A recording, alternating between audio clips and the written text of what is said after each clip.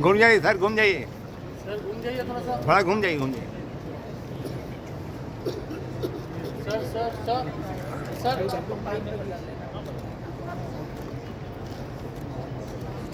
Sir एक बार घूम सीधा sir.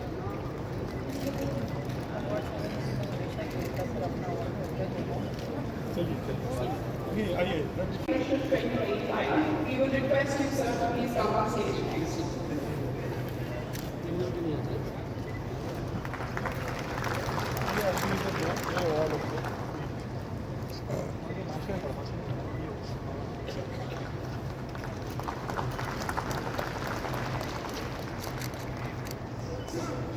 The next award is for Shri Ram Chandra Chaudhary ji, who is the recipient of IDA Fellowship 2025. Shri S.K. Singh Baghel, Honorable Minister of State of Fisheries, AH and D. जोरदार तालियां। बहुत बहुत आभार, बहुत बहुत धन्यवाद आप सभी का। दादा थोड़ा सा नीचे कर लीजिए, पीछे से दादा सेल्फी थोड़ा नीचे कर लीजिए सर। हाँ ठीक है, ठीक है। हाँ एक मिनट कर लीजिए। हाँ ठीक है। Thank you, sir, for your कुछ 3-4 जो इम्पोर्टेंट हमारे लिए रीजन है जिस पे हमें काम करना है। एक, जैसा मैंने बोला, सहकारी की समिति को कैसे बढ़ाएं, डेयरी कोऑपरेटिव को कैसे एक्सपांड करें। दूसरा, प्रोडक्टिविटी कैसे बढ़ाएं, तो कुछ हमारे इंडिजिनस ब्रीड के बारे में मैंने बताया, और फीडिंग को, चाहे एनिमल हेल्थ हो, एनिमल न्यूट्रिशन हो, एनिमल फीडिंग हो, तीनों ही एस्पेक्ट में हमें आगे जीना होगा। जैसा हमारा देश का बहुत अच्छा ग्रोथ रेट से हम आगे बढ़ रहे हैं, शायद हमारे जितने ग्रोथ रेट से और कोई नहीं बढ़ रहा है, although our productivity levels in absolute terms. So I think the initiatives which we have taken at Government of India level, all the state governments are also supporting proportion में, और इससे देश के दूध के उत्पादन में क्या हम बढ़ा सकते हैं।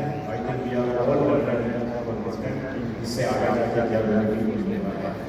दूसरी एक चीज जो उसी फंक्शन में आदरणीय प्रधानमंत्री ने लॉन्च किया था, वो है जीनोमिक चीज। हमारा देश जितने भी डेवलप देश है उसके साथ कदम मिला के हम चल रहे हैं, उनसे पीछे नहीं है। और हमारे गाय जो इंडिजिनस है या जो क्रॉसब्रेड है, उसके लिए हमने जीनोमिक चिप्स बनाया है। हमने जीनोमिक चिप्स बफेलो के लिए भी बनाया है, जो शायद वर्ल्ड में पहली बार बाहर किसी ने जीनोमिक चिप्स उसके लिए डेवलप नहीं किया था, जिससे अभी जो सिलेक्शन है, चाहे वो फीमेल एनिमल हो या मेल एनिमल, जो जीनोमिक चिप्स को यूज करके करेंगे, डीएनए एनालिसिस करके हम उसका बर्थ करते ही हम बता सकते हैं आगे जाकर उसकी प्रोडक्शन कैपेसिटी क्या होगी। ये गेम चेंजर है, जो नॉर्मल साइकिल में जो जीनोमिक अपग्रेडेशन के लिए हमें टाइम चाहिए, उस टाइम के लिए बहुत ही कम समय में हम उसको टाइम को कम कर पाएंगे और हमारे एनिमल की जीनोमिक कैपेसिटी बढ़ाएंगे। सो ये हमारी जो आई थिंक दूसरी स्ट्रेंथ है हमारे अपने ब्रिड्स, और उसको हम कैसे और आगे स्ट्रेंथन कर सकते हैं, उस दिशा में काफ़ी काम हो रहे हैं। ऐसे बहुत सारे नए इनोवेशंस और नई स्कीम गवर्नमेंट ऑफ इंडिया की राष्ट्रीय कुक्कुट मिशन में चल रही है। मुझे पूरी उम्मीद है आगे ये हमारी स्ट्रेंथ को और मजबूत करेंगे। एसोसिएशन के द्वारा आज डेयरी इंडस्ट्री से जुड़े हुए लोगों को यहाँ बुलाया गया है, और ख़ासतौर से डेयरी क्षेत्र में जिनका योगदान रहा है, वो ऑपरेशन फ्लड श्वेत क्रांति प्रथम के ज़माने में पूर्णिया साहब की पीढ़ी के बाद के लोग और उनकी पीढ़ी के उनको लाइफ टाइम अचीवमेंट और अन्य पुरस्कारों से सम्मानित किया गया। यहाँ एक ही छत के नीचे डेयरी से जुड़े हुए साइंटिस्ट, रिसर्चर्स, डेयरी फार्मर्स, विभिन्न दुग्ध संघ, कोऑपरेटिव, अर्ध सहकारी, सहकारी, सरकारी डेयरी फेडरेशन के लोग, नेशनल डेयरी डेवलपमेंट बोर्ड, सब लोग यहाँ पर किस प्रकार से प्रधानमंत्री जी की जो सपना है कि आय को दोगुना किया जाए, उसको पशुपालन, मछली पालन, मुर्गी पालन, बकरी पालन, शुगर पालन, ऑर्गेनिक खेती, प्राकृतिक खेती, फूलों की खेती, फलों की खेती, नैनो यूरिया, नैनो DAP का इस्तेमाल किया जाए। दुग्ध में आज हम विश्व में नंबर 1 पर हैं। पूरे विश्व का 25% दुग्ध उत्पादन हमारे यहाँ होता है। कुछ चैलेंजेज है जिसको प्रधानमंत्री जी के नेतृत्व में दूर करेंगे तो हमारी बात साथ हमेशा के लिए रहेगी। एक तो है FMD मुक्त Bharat, foot and mouth disease मुक्त भारत करेंगे तो दूध एक्सपोर्ट होगा। दूसरा चिलिंग पॉइंट ज़्यादा हो, दूध वेस्ट ना हो, दूध के मिल्क प्रोडक्ट्स और बनाए जाएं, जैसे आइसक्रीम है, घी है, मक्खन है, चीज़ है, पनीर है। एक्सपोर्ट होगा तो किसानों को बहुत अच्छा भाव मिलेगा। इसके अलावा डिजीज़ मुक्त करना है, पशुओं का स्वास्थ्य ठीक रखना है, चारा ठीक से देना है। ये सब चीज़ों पर आज एक सेमिनार हुई है, लेकिन पिछले 10 साल में 65% दूध बढ़ा है। प्रधानमंत्री का धन्यवाद कि सबसे पहले तो उन्होंने कृषि विभाग से डेयरी, एनिमल हस्बेंड्री और फिशरीज को मुक्त किया है, अलग किया है, इंडिपेंडेंट बनाया। तब से ग्रोथ बहुत अच्छी हो रही है। भूमि पर आप सभी का स्वागत है। हम लोग आज यहाँ पर एक बहुत महत्वपूर्ण कॉज के लिए एकत्रित हुए हैं। बहुत सारी भूमिका यहाँ पर ऑलरेडी दे दी गई है, ये मैं समझती हूँ। IDA का 51st सेशन है और IDA का महत्व, इंडियन डेयरी एसोसिएशन का महत्व हम इस प्रकार से समझ सकते हैं कि ये सोसाइटी इस्टेब्लिश हुई थी 1948 में as Indian Dairy Science Association in Bangalore और इसका रजिस्ट्रेशन मैसूर रजिस्ट्रेशन एक्ट के तहत हुआ था। करंट फॉर्मेट में IDA का गठन 23 सितंबर 1976 को हुआ और IDA बैंगलोर से मूव होकर दिल्ली इसका हेडक्वार्टर बना और तब से इस सेक्टर से जुड़े हुए समस्त लोगों को जोड़ने का, नियोजित करने का एक बहुत महत्वपूर्ण कार्य कर रहे हैं।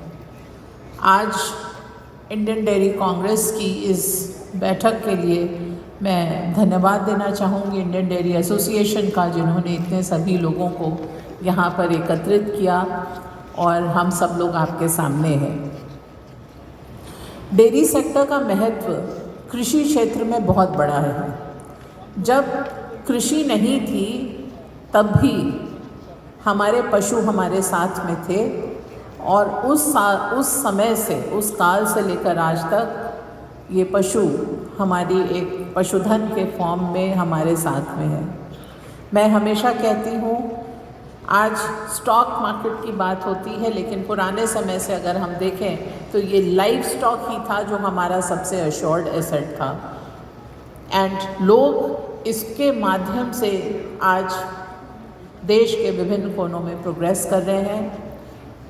हमारी डेयरी इंडस्ट्री का जो बेस है, जो पूजनीय है, हमारी गौ माता, इसमें जुड़े हुए भैंस का उत्पादन, बोवाइन पॉपुलेशन का उत्पादन बहुत महत्वपूर्ण है।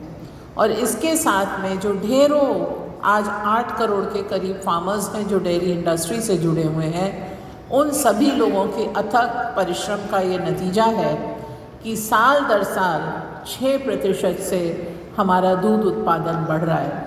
हम विश्व की डेयरी कहलाने लगे हैं। विश्व का 25% दूध भारत से जाता है। एग्रीकल्चर सेक्टर में 30% का gross value addition dairy sector से हो रहा है।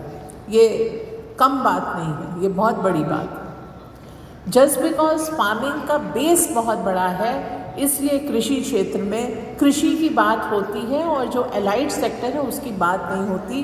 परंतु जहां हम करीब 6% प्रति वर्ष से ग्रो कर रहे हैं, कृषि क्षेत्र।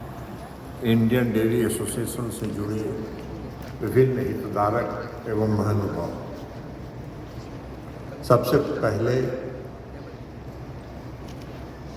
तो हमारे गृह राज्य में IDA का जो इस सम्मेलन है उसमें आप सभी लोग पूरे देश के अलग अलग कोने से आए हैं और इस राज्य का नागरिक होने के नाते, विभाग का मंत्री तो बाद में, पहले मैं इस राज्य का नागरिक हूँ और इस राज्य के नागरिक होने के नाते हम सभी का आपका पटना की धरती पर आपका स्वागत करते हैं, आपका अभिनंदन करते हैं। पता नहीं पटना शहर में इसके पहले आप लोग आए थे कि नहीं आए थे, लेकिन अगर आए होंगे तो अब जब आप आए पटना शहर में तो आपको लगता ही नहीं होगा कि वही पुराना पटना शहर है। ये राज्य सरकार की बहुत बड़ी उपलब्धि है कि पूरे बिहार को उन्होंने 20 साल में बनाया है और बिहार को 20 साल में सजारा संवारा है।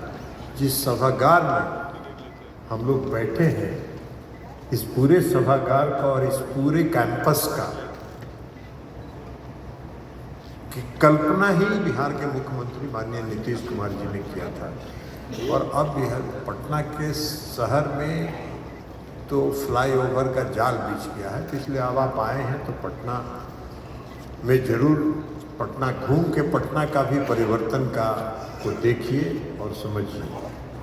और आप आए हैं अगर बहुत बाहर से, तो एक बार हम आपसे आग्रह करेंगे कि शाम के समय में पटना में जो जेपी गंगा पथ बना है, गंगा नदी पर, जिसको पटना के लोग प्यार से मेरीन ड्राइव कहते हैं, उसको भी जरा शाम में जाके जरूर देखिएगा, ये हम आपसे आग्रह करेंगे। और सुधीर जी, आप सबको ले जाके एक बार जेपी गंगा पथ जरूर दिखाइएगा, तो आपको लगेगा कि मुंबई का जो मेरीन ड्राइव है उसी तरह का गंगा नदी के ऊपर में ये सड़क बनाया गया, इसलिए लोग उसका नाम मेरीन ड्राइव रखते हैं। लेकिन फिर से आपका हम स्वागत करते हैं। देखिए, आईडीए एक बहुत पुरानी संस्था है। 1948 से डेयरी के क्षेत्र में आईडीए काम कर रहे हैं। 48 से ये काम कर रही है और यह संगठन जो है वो डेयरी पेशेवर, डेयरी से जुड़े हुए, पेशे से जुड़े हुए जो लोग हैं, या जो पॉलिसी डिसीजन के मामले में, या उद्योगों से जुड़े हुए, जो विभिन्न पूरे डेयरी उद्योग से जुड़े हुए जो विभिन्न स्टेक होल्डर्स हैं, उनको एकत्रित करके एक साथ जमा करने का एक बहुत बड़ा मंच है। और इसका बहुत बड़ा योगदान है इस डेयरी सेक्टर को बढ़ाने की दिशा में। यह डेयरी उत्पादन को बढ़ाने में, उसके प्रोसेसिंग में, या उसके विपणन को आगे कैसे बढ़ाया जाए, इसमें आईडीए का बहुत बड़ा योगदान रहता है। और इसलिए हम आईडीए के जो लोग हैं जो यहाँ उपस्थित हैं, उनको हम उसके लिए हम उनका धन्यवाद करते हैं कि डेयरी इंडस्ट्रीज़ की दिशा में आपका बहुत बड़ा योगदान है। आईडीए जो है किसानों के एम्पावरमेंट के लिए, किसानों के सशक्तिकरण के लिए, किसानों की आय कैसे बढ़े, डेयरी इंडस्ट्रीज में जो टेक्निकल नो हाउ है वो कैसे ज़्यादा से ज़्यादा आए, इसका समर्थन आईडीए करते हैं। लेकिन उसके साथ साथ कई और चीज़ें करने की भी ज़रूरत है। देखिए, आईडीए सम्मेलन करती है, काम करती है, वो बहुत अच्छा है। लेकिन हम जब तक अपने आप को, डेयरी को अगर विकसित करना है, और जब तक हम उसमें समर्पण की भावना के साथ काम नहीं करेंगे, फुल डेडिकेशन के साथ जब तक काम नहीं करेंगे, डेयरी इंडस्ट्रीज बहुत आगे नहीं जा सकता। हालांकि उसके लिए स्कोप बहुत है, डेयरी इंडस्ट्रीज को आगे बढ़ाने का स्कोप काफ़ी, और काफ़ी इसलिए कि किसान इससे लगभग करोड़ों, लगभग 8 करोड़ 9 करोड़ से ज़्यादा किसान है, और उसमें 30% महिलाएं इससे जुड़ी हुई हैं। जो पशुपालन का काम करते हैं वो ज़्यादातर लघु किसान होते हैं, सीमांत किसान होते हैं, गरीब लोग होते हैं, और उनकी घर की महिलाएं इस पूरे उद्योग के साथ जुड़ी हुई हैं। तो आप जो गाँव का जो और किसानों का जो हित है वह तब तक बहुत सुरक्षित नहीं होगा जब तक कि डेयरी इंडस्ट्रीज ग्रो नहीं करेगी। डेयरी इंडस्ट्रीज के ग्रोथ के साथ उनका सशक्तिकरण जुड़ा हुआ है। तो इसलिए इसमें आपका काफ़ी योगदान है और आईडीए इस काम को कर रही है। लेकिन हमारा सलाह होगा आईडीए को कि और इस काम को आगे बढ़ाने में आपके